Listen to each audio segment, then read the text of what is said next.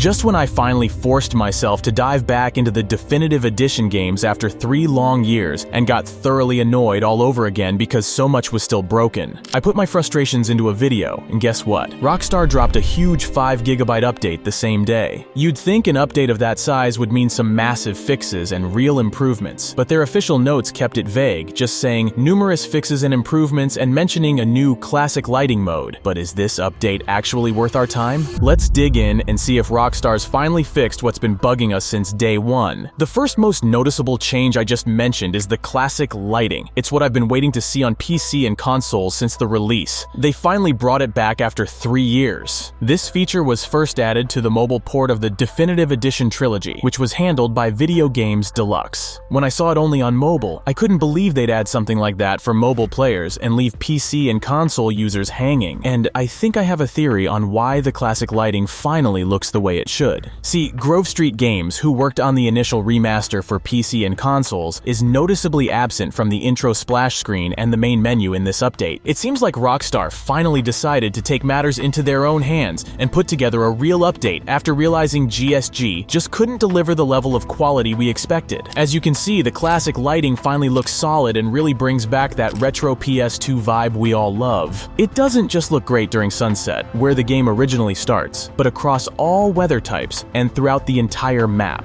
Take Los Santos for instance. Before, it was missing that vibrant, warm sunset glow, but now it's perfect. I'd even say it looks better than most of the graphics mods for the original San Andreas from 2004, and it honestly made me want to replay the game all over again. The same goes for San Fierro, where the blue-tinted smog is back, giving the city that iconic foggy atmosphere. And in Las Venturas, nighttime now has those deep red tones that really stand out. But it's not just the colors, there are actual weather effects improvements too. For example, they finally fixed the sandstorm, which used to look pretty bad, with weird clipping issues and overdone ambient occlusions that just looked off. Now it's brighter and feels more natural. It's not perfect, but it's miles better than what we had before the patch. Plus, they've even brought back the heat wave effect during extra sunny weather, just like in the original games. I'll admit, I'm not the biggest fan of that effect, especially in the original version, but it's a nice touch of authenticity for those who are into it. They've also added completely new fire and glass breaking effects across all games in the trilogy.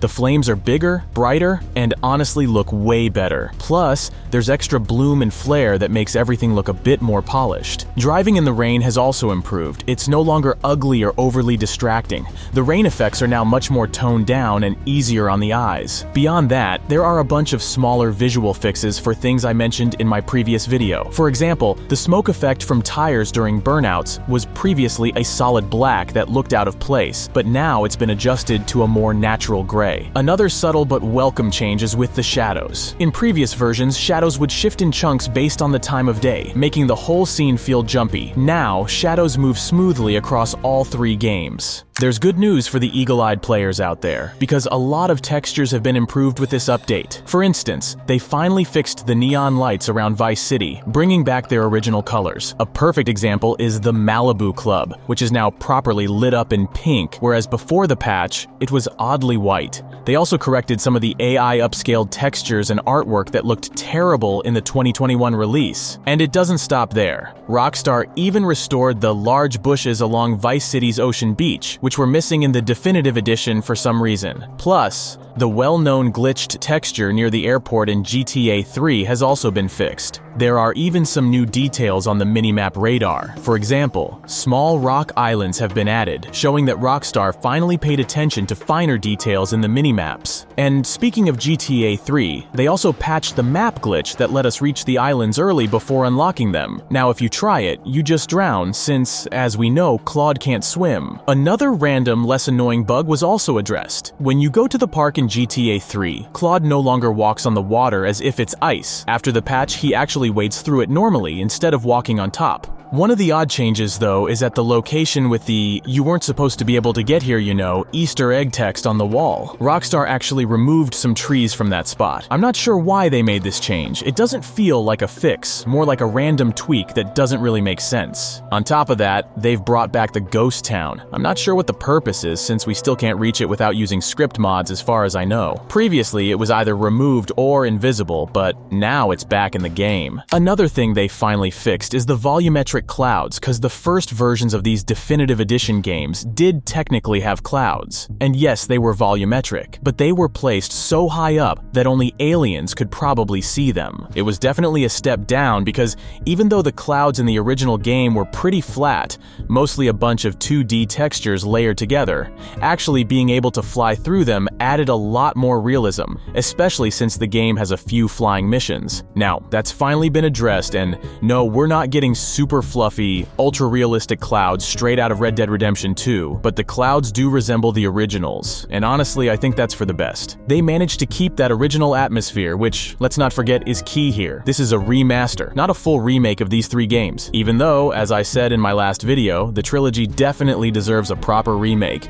But let's be real, that's probably never going to happen. The next thing they fixed is the lamppost lights. In the original games, the lampposts had these warm, amber-colored bulbs that fit perfectly with that 80s or 90s vibe, because obviously, cities back then weren't packed with the cold, bluish LED lights we see in so many places today. But for some reason, Grove Street Games decided to replace those with colder bulbs, and honestly, I have no idea why. It feels like they were rushing and not really thinking things through. Luckily, Rockstar corrected this ridiculous mistake, and now just like in the originals, the Definitive Edition has those warm bulbs lighting up the map again. Another cool addition in this update is the ability to pause during cutscenes, letting us actually freeze the scene instead of just seeing the menu. It's a nice touch if you need to stop mid-scene, but the downside is that everything still gets blurred when you pause, so you can't easily capture a clear freeze frame of any interesting moment. And speaking of menus, they've also added save dates in the save menu, something that wasn't there before. And in a long-awaited improvement, the new patch has finally fixed the aiming and running animations across all guns in GTA 3 and Vice City. These animations were extremely broken before, making the character movements look stiff and unnatural, but now they're fluid and actually work the way they're supposed to, which makes aiming and running feel a lot more responsive and true to the original. Plus, in GTA 3, Claude has his gestures back. He'll actually look back at NPCs he bumps into, and he can even show his middle finger again, just like in the original. And it's not just the first 2 games that got animation improvements. San Andreas has seen some fixes too. They finally sorted out CJ's soda drinking animation, so he's not awkwardly pouring it on his forehead anymore. Also, when CJ is riding the BMX or any other bicycle, his back no longer looks broken, so now his posture actually looks natural. The same goes for crouching. It looks better now, unlike the awkward pose it had before. They also tackled other animations, or more specifically, object physics. For example,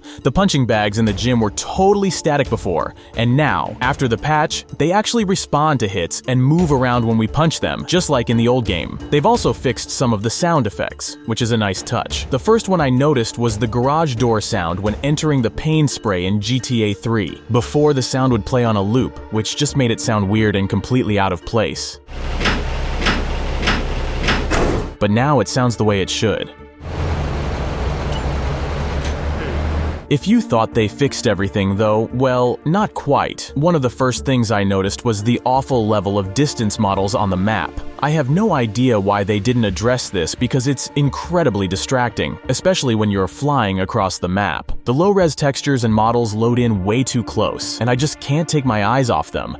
They completely ruin the game's immersion. And speaking of flying, the flight controls are still a big letdown compared to the original games. I really hope they'll figure out a patch for this soon because it's annoying as hell. The same goes for the camera controls. They still feel clunky. Some floating objects across the map are also still there, like the rocks in the desert. I really hope Rockstar is paying attention to player analyses of what's still broken, and that we'll see more patches coming soon to finally iron out these issues. Another thing that might not bother everyone, but it definitely bugs me, is the overall HUD scale and design. To me, it looks way more like the mobile version than a proper PC or console version. The radar feels a bit too big, and the layout of the weapon, health, armor, clock, and money indicators is flipped compared to the original. It just doesn't feel right. Just take a look at how the HUD looks in the original game with the widescreen fix, then compare it to the Definitive Edition setup. It feels off, right? But all that aside, I'm still happy they did something. I honestly thought Rockstar had abandoned these games forever. The last update, not counting the mobile version, was over 2 years ago. You can tell that the new devs working on this update, since Rockstar ditched Grove Street Games, actually have a passion for the original games. There's still work to be done, but credit where it's due. They've made solid improvements, and it's already a step above what GSG managed to deliver. Could they have done even more with this update? Definitely, but it's clear they're more in tune with what these games need. And I'm not here to spread hate on Grove Street Games either, because in a way, it was on Rockstar and Take-Two for giving such a massive task to a small studio that mainly specialized in mobile ports. It's a huge responsibility to remaster iconic games like these, and it might have just been too much for them.